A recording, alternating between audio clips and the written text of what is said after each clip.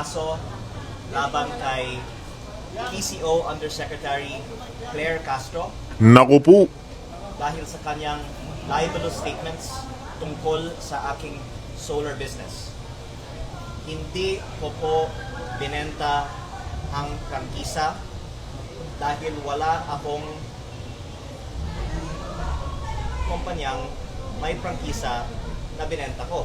Ito nga ho ang pag-usapan natin ngayon mga ka-reaction update. PH nagsalita na ho, bumwelta na ang taong nananahimik. Ngayon binulabog ni Auntie Claire Castro kasi mga ka-update sa lahat nga naman ng pamemake news ni Auntie Claire Castro, maliho ang kanyang binangga. Si Kong Leandro Libiste pa. Si Kong Leandro Libiste pa ho ang kanyang pinag-initan ngayon mga ka-update. Romes back, bumwelta na ho. Ngayon sinampahan na ho siya diyaan ng kaso ng libelous. Kasi mga ka-update, sinabi nga ni Auntie Claire Castro, binenta daw ni Kong Leandro Libiste ang kanyang solar na may prangkisa.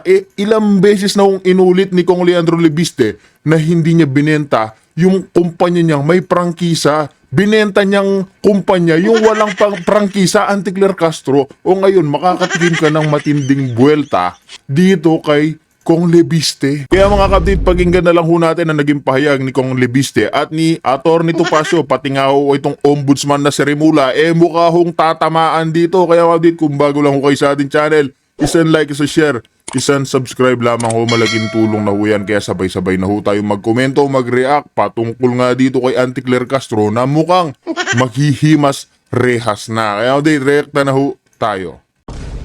Ang binenta kong kumpanya ay walang prangkisa. At hindi ko rin pong nais na masaktan si Yusek Claire Castro, ngunit kailangan ko lang pong depensahan ang aking pangalan dahil naka ilang vlog na po siya tungkol sa akin at ayon po sa advice ng aking lawyer, maraming salamat po kay Atty. Topacio sa kanyang guidance. Napakarami pong grounds po of Ayan mga kabdita, kung hindi ho kasi babandalin itong si Kong Leandro Libiste, itong si Auntie Claire Castro, sigurado ho, papaanuin ho niya yan mga kabdit.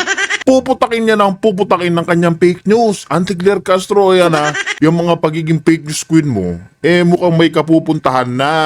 O ngayong bumuelta si Kong Leandro, hindi attorney, mga kabdit, mukhang may kalalagyan ka na. Lahat ng pampe-fake news mo, pambabalahura mo, wala na yan, Auntie Claire Castro. Mukhang say, mahihimas rehas ka na. Diba, isipin mo yan, pinipilit yung sinasabing pinipake news yung binenta yung may prangkisa. Ang kulit nyo naman, Auntie Claire Castro.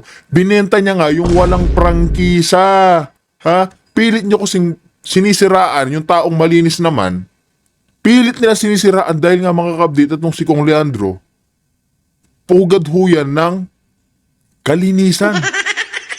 Pinupuksa niya ho yung korupsyon ng gobyerno ni Marcos Jr. Siyempre mga kabdit, alam naman ho nating tuta itong si Auntie Claire ni Bongbong. Talaga hong gagawa ng paraan yan para siraan, butasan itong si Kong Leandro. Ha? Auntie Claire Castro ngayon, di natin alam. Tingin ho natin ito si Claire Castro. Kasi medyo naaawa pa nga dito si Kong Leandro. Sabi niya na, ayoko muna ho sana siyang makulong agad-agad. O tingnan nyo ho. Diba? Nagsampa na ho siya ng kaso pero naaawa pa rin siya dyan kay Claire Castro. Diba? Ganyan ko kabait ito si... Pero kung si Kong Kiko Barsaga yan, mga update, sigurado, gusto pa ni Kong Kiko. Alam nyo na, matindi-tindihin ho yun diba? Atty. Topacio, pagpaplanuhin natin pa po ang iba pang mga legal na hakbang in response to all of these libelous statements. Pero ang pangunahing pakay ko po ay depensahan ang aking pangalan at gusto ko pong linawin. Ito po ay under the civil code na ang principle po nito, kung ikaw ay may ginawang isang bagay na naka-injure ng isang tao, ng kapwa-tao mo, you are liable to pay for damages. Hindi po nais ipakulong si Yusek Claire Castro, ngunit gusto namin siyang panagutin. Unang-una, sapagkat may ginawa siyang mali para sa aming opinion, at pangalawa, to vindicate yung good name and reputation of my client na some expression. Yes, but that is not act. O, di ba?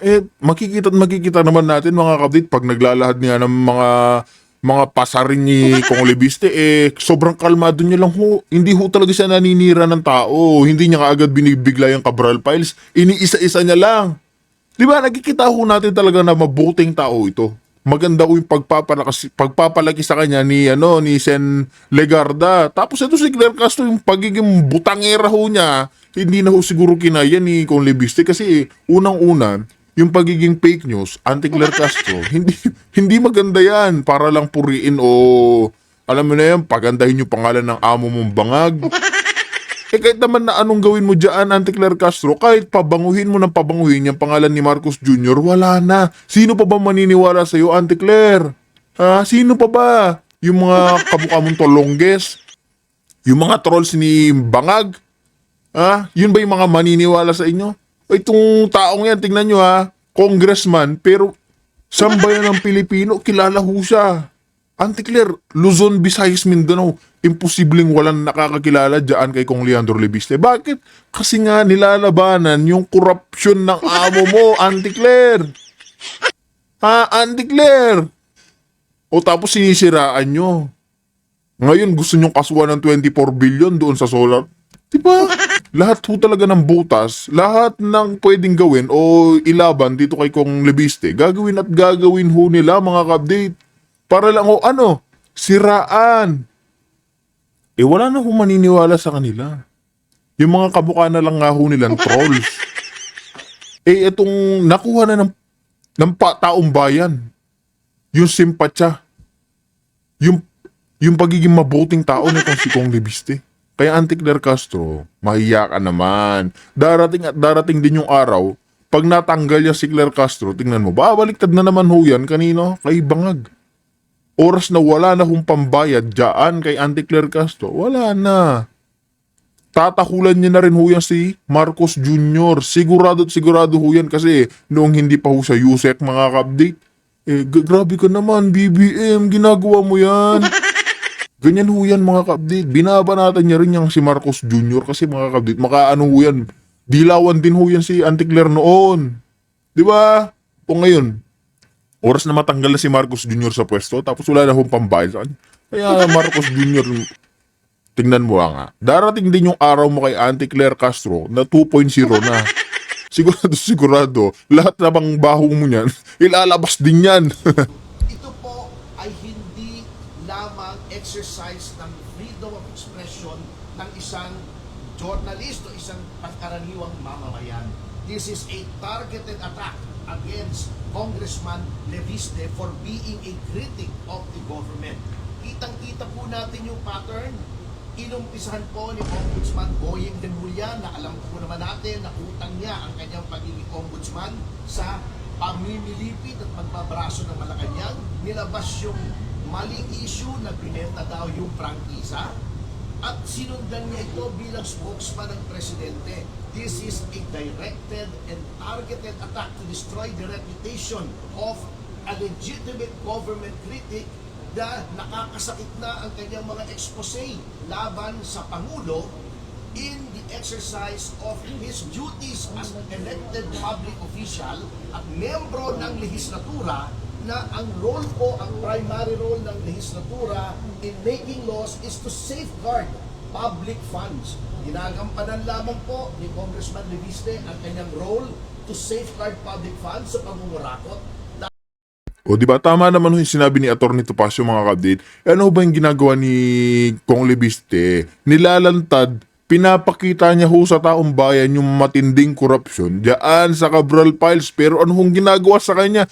Pilit ho siyang sinisiraan, binabanatan, ganyan ho kawalang hiya yung administrasyon ni Marcos Jr. Lahat sasawsaw ho talaga para pagtakpan yung korupsyon ni Marcos Jr. Kasi mga ka-update, alam naman ho natin, tatamaan talaga si BBM.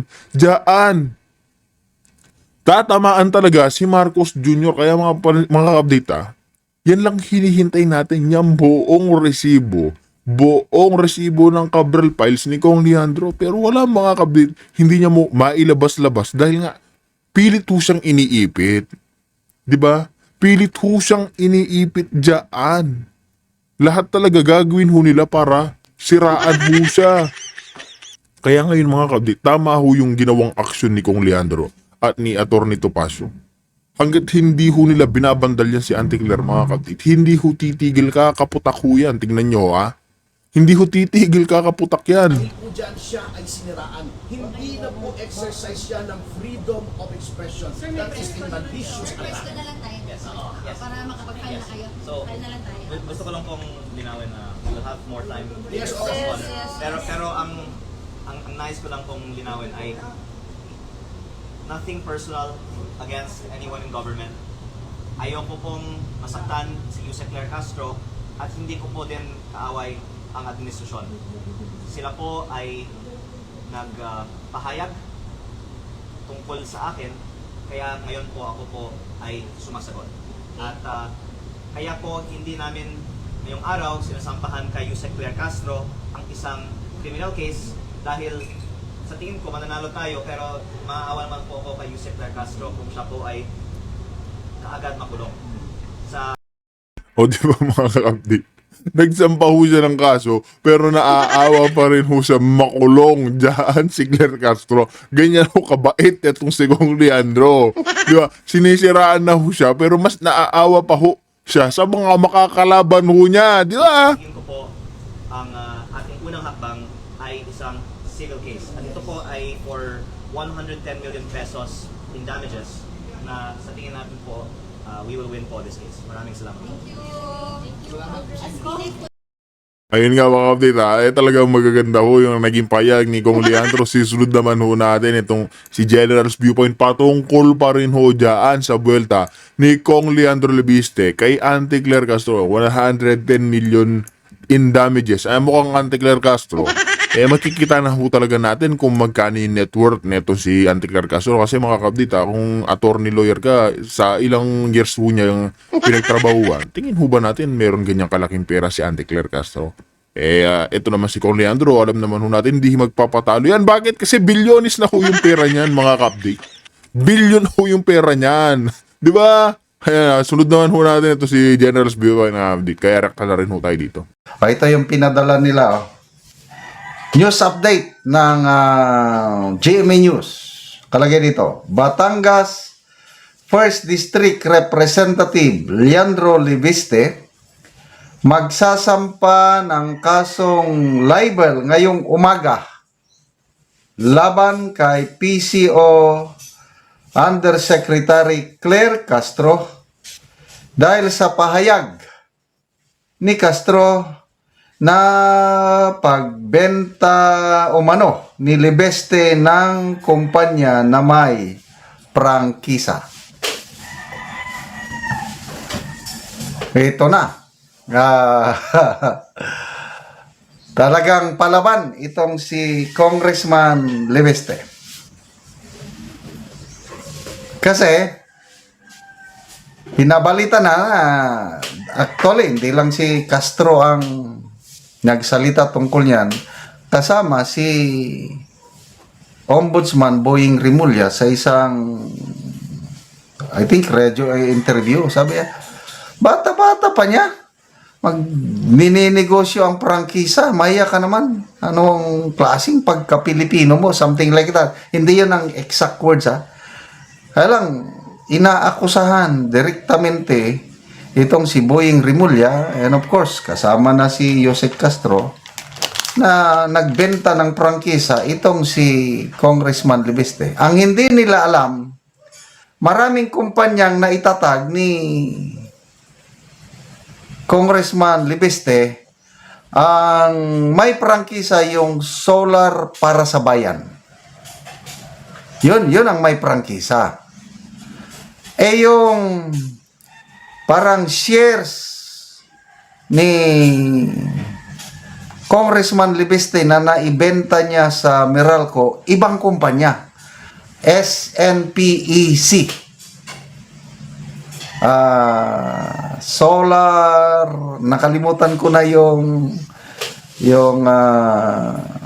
meaning ng SNPC. Walang prangkisa ito.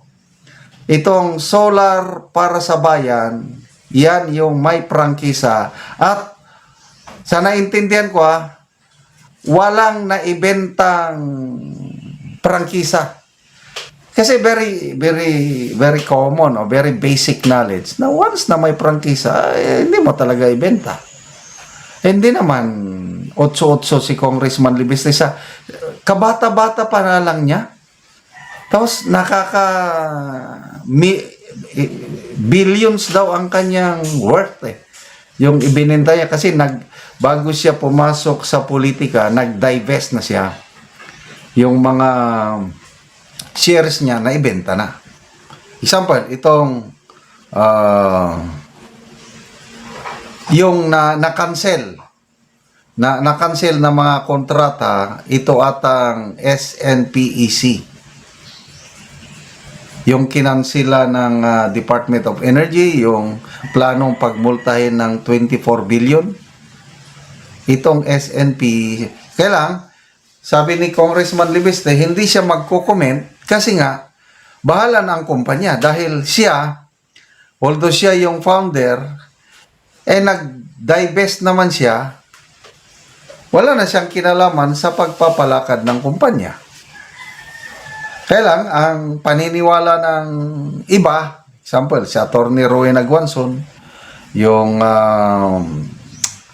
economist, yung dating sa Bangko Sentral, si Miss Cora Guidote, sa tingin nila, panggigipit ito sa mga negosyante. Dahil sa ginagawa ni Congressman Libiste na sa publiko nilalaman ng Cabral Files. Kasi sa Cabral Files, maraming natamaan ng mga cabinet secretaries na nakapangalan doon.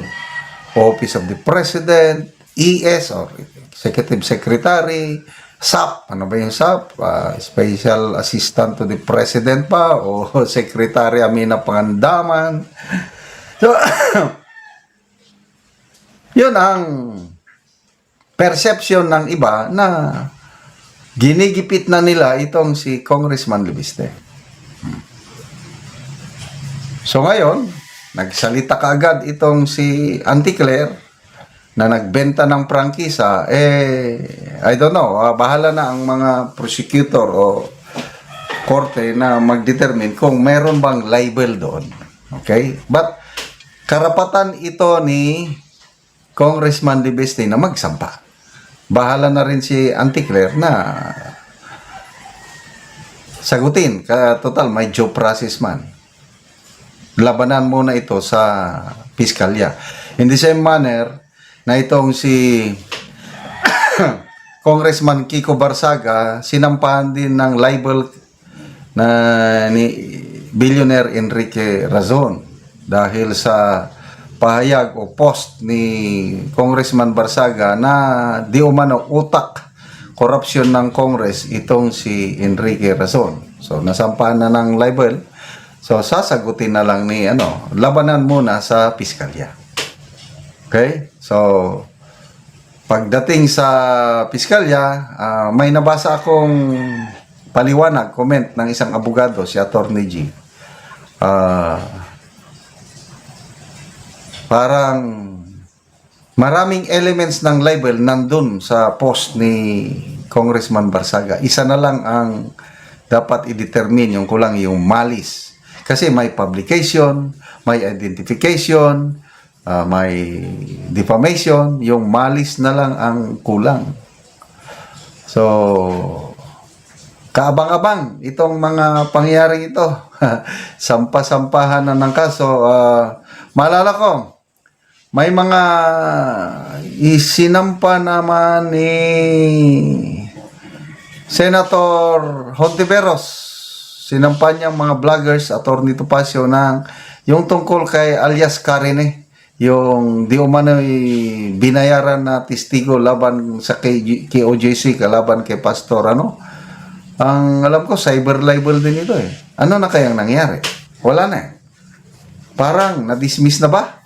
Kasi wala namang balita na umakyat ito sa korte kagaya ng nangyari kay General Romeo B. Pukis na naisyuhan siya ng warrant of arrest.